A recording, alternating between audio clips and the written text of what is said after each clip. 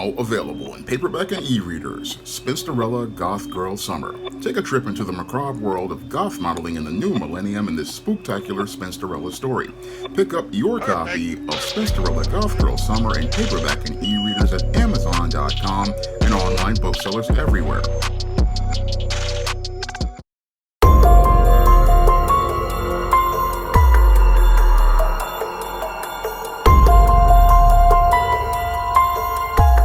One of my viewers wanted to know my thoughts on an incident where Cobra Kai actress Alicia Hannah Kim confronted her co-star Martin Kove over an alleged playful biting incident.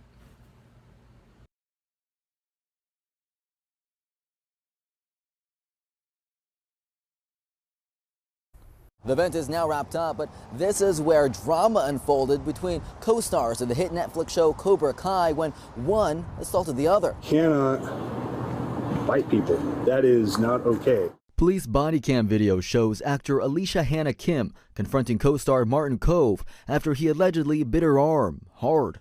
The two are known for playing Kim Da-eun and Sensei John Kreese on the Karate Kid reboot Cobra Kai. I know. No, we do not play like that. I apologize. No. So. No. According to a police report, the actress was at SummerCon in Puyallup when she tapped Kove on the shoulder to say hello. Kove allegedly then grabbed and bit her arm and began kissing it. The police report says he nearly drew blood. I'm on the precipice of fury and seeking my own justice because what you've done is committed assault, and that's on camera. Everything that I've just said. Before getting police involved, Hannah Kim and her husband confronted Kove, who then yelled back and said he was just messing around. Do not with me. I have Do no, not. My justification is wrong. Yes. Totally incorrect. Here we are. Welcome to the Cobra Kai boss. In an Instagram post published by Hannah Kim just the day before, the group of Cobra Kai actors appear to be getting along as they arrive at the convention. The police report states Cohn was later kicked out of that event and let off with a warning. If I press charges on him, you literally cuff him and take him away and shove him in a jail. That's one option that could happen. He would die though, he's 80, I'm not going to do that to him. And Hannah Kim ultimately did keep to her word and did not press charges against her co-star. She did tell police, though, that she wanted to have a report made just in case something like this were to happen again. In Puyallup, I'm Christian Balderas, King 5 News. Now, according to reports, the stars of the Netflix series Cobra Kai, Alicia Hannah Kim and Martin Kove, were attending SummerCon in Washington.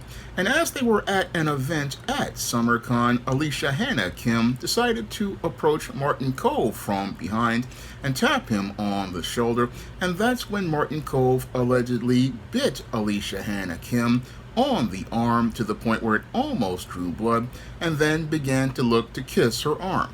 And Alicia Hannah Kim was so disturbed about the alleged behavior of Martin Kove that she pulled away from him and approached a police officer at the event and looked to file a complaint against her co-star.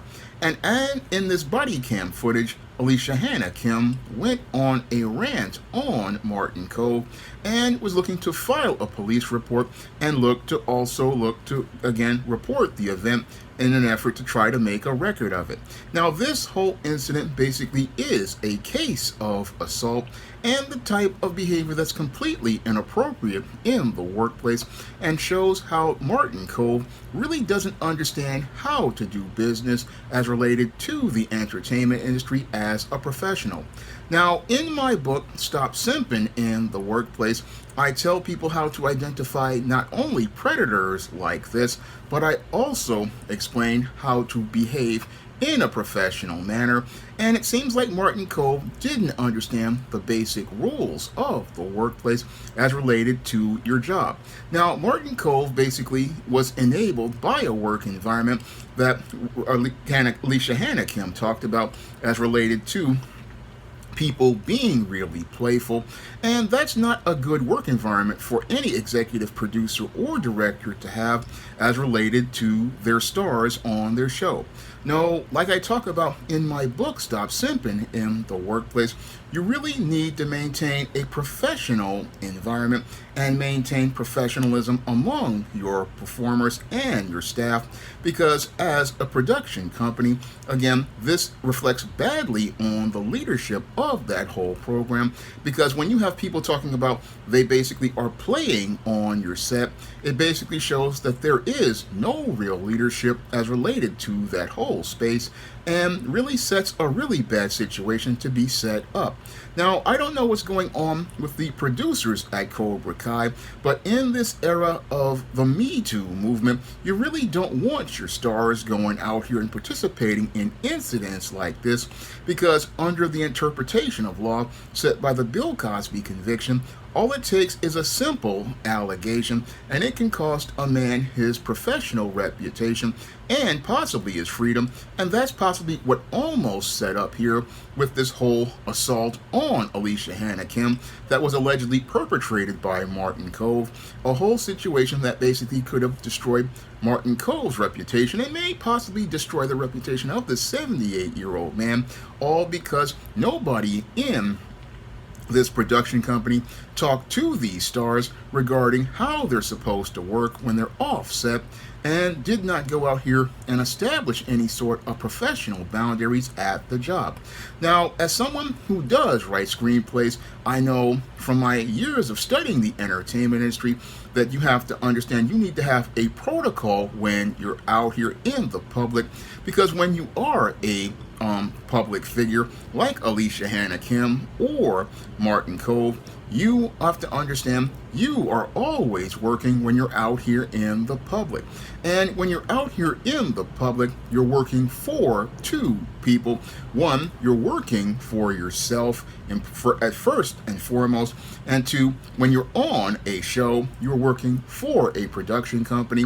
And you have to understand how you behave not only reflects on that production company, but reflects on you, because you are looking to represent yourself, not only to leave a good first impression on the public, but you want to leave a good first impression on other professionals so that you can go out here and look to book that next gig and be able to continue getting jobs, because you're only good as your last job. And this guy didn't really understand that when you're at a convention, you have to be on your best behavior. You have to be on your best behavior, one, because you are representing the show to many of the fans, and two, you are also representing yourself, and how you behave reflects not only on the show, but also represents to the business, because other agents and managers are looking at you, and when they see you acting in an unprofessional fashion, what they're thinking is, this guy may be a liability in the future. Now, this guy is 78 years old. He may be thinking, oh, I can go out here and have a little fun. No, you can't have that type of fun, and I don't even think that it's fun. No, this is the type of behavior I would call deviant, like I talk about in my book, The Man Crisis, and antisocial behavior, because when one of your co-stars taps you on the shoulder, again, the reaction should not be looking to, again, assault your fellow co-star or any other individual. I mean, the whole action should not be looking to physically assault someone and think that it's funny. No, that's not funny at all. No, when you are on a production, your job is to go out here and, again, represent that whole business, because you are about business. And again, if you are an entertainer, again, you are always about business, because had that been one of those fans who was attending this con and they got assaulted like this, dude would not be looking at a co-star filing a police report. No, he would be looking at the middle of a civil lawsuit where he would possibly be dealing with a judgment, and dealing with a judgment that possibly could wind up taking all that he worked for as related to his 6 years on Cobra Kai and his overall career all around. I mean, this was not something that a smart man would be doing. No, this guy acted on impulse, thinking, oh, I can play at the job.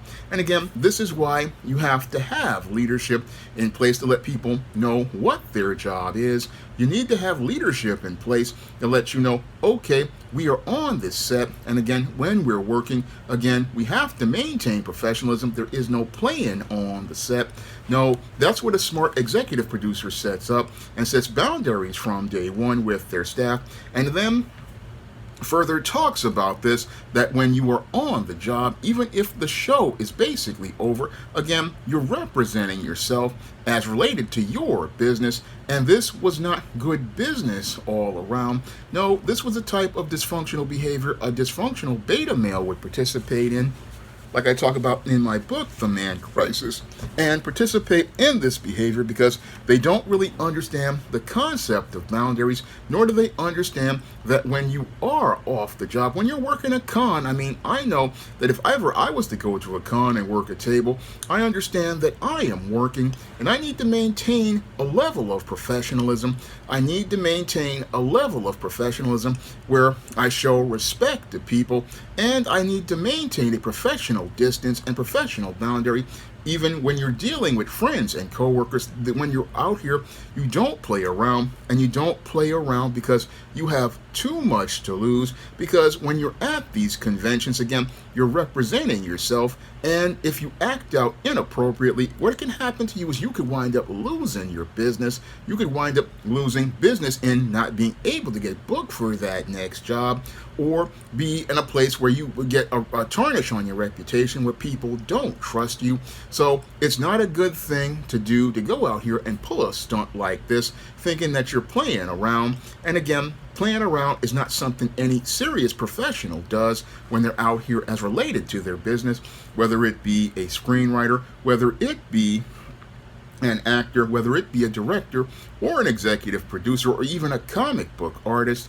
Any of these people basically know that, yeah, when I'm going to a con, this is a job. And again, if I got a coworker coming to me, I'm gonna, again, just turn around and smile at them and find out what they want to do. I mean, again, there's no playing as related to your work, because your work is how you make your money.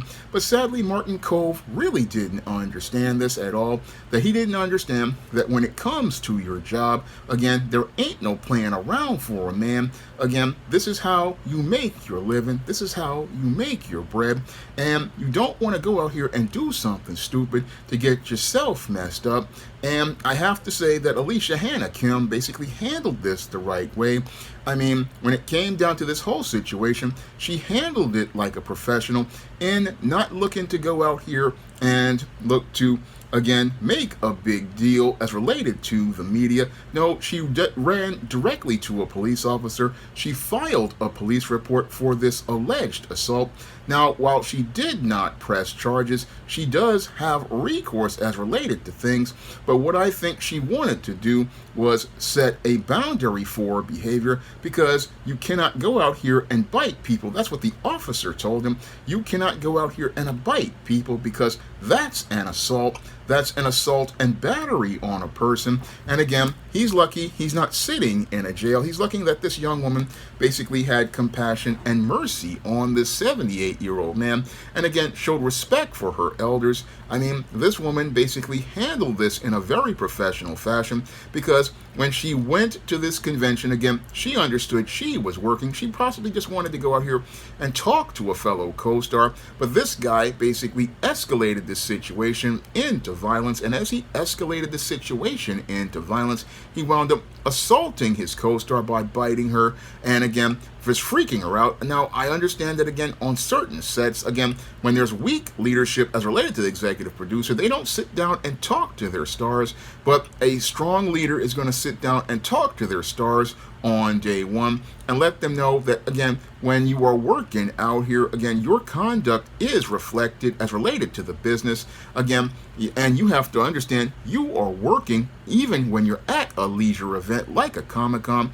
I mean, you're still working this show, again, and you always are working. I mean, even when you're out here out on the street, you always have to maintain a level of professionalism. This is something I have found when I met a viewer on the bus about 2 weeks ago. I mean, and I met a viewer as I was coming out of a grocery. I mean, you just have to maintain your professionalism. Again, when you're out here, you have to maintain respectfulness out here in these streets when you're out here. And again, when you're at events like a Comic-Con or a convention, this is where You have to understand how to carry and conduct yourself, because you're out here, again, representing yourself, one, as related to your business. And again, this guy didn't understand, again, that when you're out here, you don't pull no stuff like this, because this is about hurting your brand, hurting your reputation.